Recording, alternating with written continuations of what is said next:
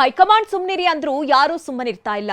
DK CM ಅಂತ MLC Channaraj Hattiholi post ಮಾಡಿರೋದು ಉರಿಯೋ ಬೆಂಕಿಗೆ ತುಪ್ಪ ಸುರಿದಂತಾಗಿದೆ. ವಿಧಾನಸಭೆಯಲ್ಲೂ ಸಿಎಂ ಕುರ್ಚಿ ಬಗ್ಗೆ ಪ್ರಸ್ತಾಪಿಸಿ ಬಿಜೆಪಿ ನಾಯಕರು ಮುಗಿಬಿದ್ರು. ಈ ಬಗ್ಗೆ ರಿಪೋರ್ಟ್ ಹೊಂದಿದೆ, ಬನ್ನಿ ನೋಡೋಣ.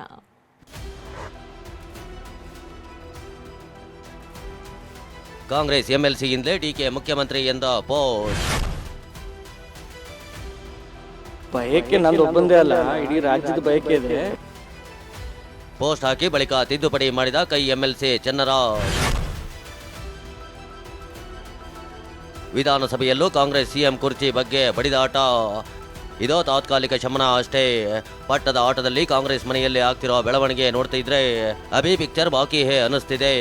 ಸಿಎಂ ಬಣ ಡಿಕೆ ಬಣದಿಂದ ಒಂದೊಂದೇ ಅಸ್ತ್ರಗಳು ತೋರಿ ಬರ್ತಿದೆ. ಪಟ್ಟದ ಆಟ ಇನ್ನೂ ಮುಗ್ದಿಲ್ಲ ಅನ್ನೋದನ್ನೇ ಮತ್ತೆ ಮತ್ತೆ ನೆನಪಿಸುತ್ತಿದ್ದಾರೆ. ಹೈಕಮಾಂಡ್ ಅಲ್ಪ ವಿರಾಮ ಹಾಕಿದ್ರು, ಕುರ್ಚಿ ಬಡಿದಾಟ ಇನ್ನೂ ಜೀವಂತವಾಗಿದೆ. ಅದಕ್ಕೆ ಸಾಕ್ಷಿ ಎಂಬಂತೆಯೇ ಎಂಎಲ್ಸಿ ಚನ್ನರಾಜ ಹಟ್ಟಿಹೊಳಿ ಸಿಎಂ ಡಿಕೆ ಎಂದು ಹಾಕಿರೋ ಪೋಸ್ಟ್ ಸಾಕಷ್ಟು ಚರ್ಚೆ ಹುಟ್ಟು ಹಾಕಿದೆ. ಎಸ್, ರಾಜಕೀಯ ಅಂದ್ರೆ ಒಂದೇ ಕಲ್ಲಿನಲ್ಲಿ ಎರಡು ಹಕ್ಕಿ ಹೊಡೆಯೋ ತಂತ್ರಗಳು ಇರುತ್ತೆ. ಆದರೆ ಸಚಿವೆ ಲಕ್ಷ್ಮೀ ಹೆಬ್ಬಾಳ್ಕರ್ ಸಹೋದರ ಕಾಂಗ್ರೆಸ್ ಎಂಎಲ್ಸಿ ಚನ್ನರಾಜ ಹಟ್ಟಿಹೊಳಿ ಕುರ್ಚಿ ಫೈಟ್ ಬಿಸಿ ಬಿಸಿಯಾಗಿರುವಾಗಲೇ ಸಿಎಂ ಡಿಕೆ ಎಂದು ಪೋಸ್ಟ್ ಮಾಡಿರೋದು ಸಿಎಂ ಬಣದ ಕೆಂಗಣ್ಣಿಗೂ ಗುರಿಯಾಗಿದೆ. ಅಷ್ಟಕ್ಕೂ ಆಗಿದ್ದೇನೆಂದ್ರೆ ಬೆಳಗಾವಿಗೆ ಡಿಕೆಶಿಯನ್ನ ಸ್ವಾಗತಿಸಿದ ಪೋಸ್ಟ್ನಲ್ಲಿ ಮುಖ್ಯಮಂತ್ರಿ ಡಿಕೆ ಅಂತ ಚನ್ನರಾಜ ಹಟ್ಟಿಹೊಳಿ ಉಲ್ಲೇಖ ಮಾಡಿದ್ದಾರೆ. ಆದರೆ ಇದು ಮಿಸ್ಟೇಕ್ನಿಂದ ಆಗಿರೋದು ಅಂತ ಉಪಮುಖ್ಯಮಂತ್ರಿ ಡಿಕೆ ಅಂತ ತಿದ್ದುಪಡಿ ಮಾಡಿ ಮತ್ತೊಮ್ಮೆ ಪೋಸ್ಟ್ ಮಾಡಿದ್ದಾರೆ.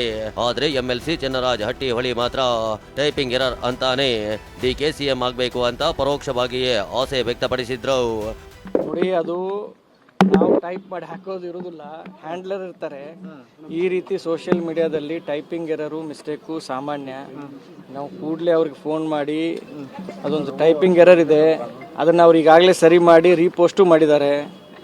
ಅದು ಒಂದು ಟೈಪಿಂಗ್ ಎರರಿಂದ ಅದಕ್ಕಷ್ಟು ಜಾಸ್ತಿ ಪ್ರಾಮುಖ್ಯತೆ ಕೊಡೋದು ಬೇಡ ಅಂತ ಈ ಸಂದರ್ಭದಲ್ಲಿ ಎಲ್ಲರಿಗೂ ರಿಕ್ವೆಸ್ಟ್ ಮಾಡ್ತಲ್ಲ. ಬಯಕೆ ನಂದು ಒಬ್ಬಂದೇ ಅಲ್ಲ, ಇಡೀ ರಾಜ್ಯದ ಬಯಕೆ ಇದೆ. ಬಟ್ ಅದು ಟೈಪಿಂಗ್ ಎರರ್ ಇದೆ, ಅದನ್ನು ಇವಾಗ ತಾವ್ಯಾರು ಅಷ್ಟು ಸೀರಿಯಸ್ ಆಗಿ ತೆಗೆದುಕೊಳ್ಳೋ ಅವಶ್ಯಕತೆ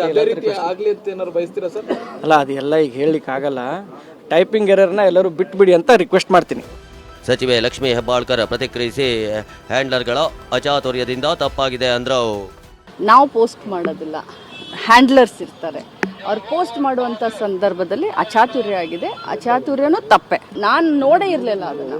ನನ್ನ ತಮ್ಮ ನೋಡಿ ಅಕ್ಕ ಹಿಂಗೆ ಆಗಿದೆ, ನಾನು ಇಮಿಡಿಯೇಟ್ ಚೇಂಜ್ ಮಾಡಿಸಿದ್ದೀನಿ ಅಂತ ನನ್ನ ತಮ್ಮ ಸ್ವಂತ ನನಗೆ ಹೇಳಿದಾಗ ನಾನು ಮತ್ತೆ ಅದನ್ನು ಓಪನ್ ಮಾಡಿ ನೋಡಿದಾಗ ಅಲ್ಲಿವರೆಗೆ ಚೇಂಜ್ ಆಗಿತ್ತು. ಬಟ್ ಆಗಿರೋ ತಪ್ಪಿಗೆ ಅದು ಅಚಾನಕ್ ಆಗಿರೋದು. ಯಾಕಂದರೆ ನಾನಾಗಲಿ ನನ್ನ ತಮ್ಮ ಆಗಲಿ ಪಕ್ಷದ ಶಿಸ್ತಿನ ಸಿಪಾಯಿಗಳು. ಇನ್ನು ಎಂಎಲ್ಸಿ ಚನ್ನರಾಜ ಹಟ್ಟಿಹೊಳಿ ಪೋಸ್ಟ್ ವಿಧಾನಸಭೆ ಕಲಾಪದಲ್ಲೂ ಸದ್ದು ಮಾಡ್ತಾವು.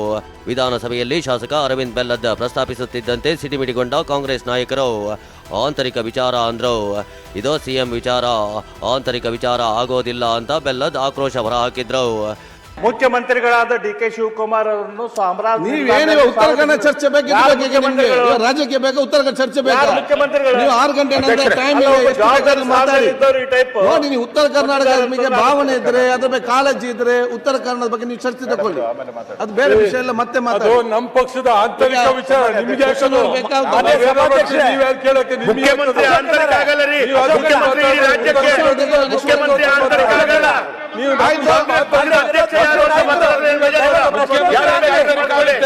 ಮುಖ್ಯಮಂತ್ರಿ ರಾಜ್ಯದ ವ್ಯವಸ್ಥೆ, ಕಾಂಗ್ರೆಸ್ ಪಕ್ಷದ ಅಧ್ಯಕ್ಷರಲ್ಲ.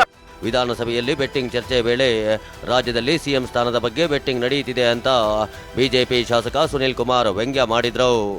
ಆದ್ರೆ ಇತ್ತೀಚೆಗೆ ಮುಂದಿನ ತಿಂಗಳು ಯಾರು ಮುಖ್ಯಮಂತ್ರಿ ಆಗ್ತಾರೆ ಎನ್ನುವಂತ ಬೆಟ್ಟಿಂಗು ಕೂಡ ಜೋರ ನಡೀತಾ ಇದೆ.